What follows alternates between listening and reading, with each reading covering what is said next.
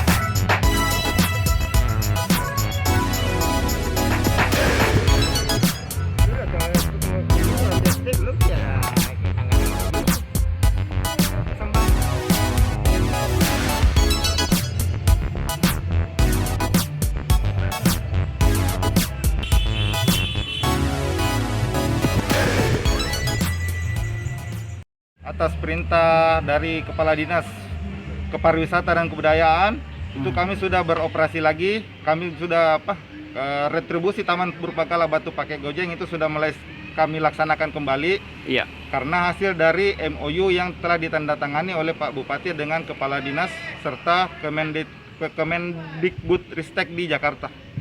Sudah diizinkan kembali buka, Pak? Iya, sudah diizinkan beroperasi kembali seperti biasa. Untuk retribusi masuk, Pak, per orang berapa? Kalau dewasa itu Rp5.000, kalau anak-anak Rp3.000. Itu mulai buka jam berapa ke jam berapa, Pak? Buka dari jam 8 pagi sampai jam 5 sore.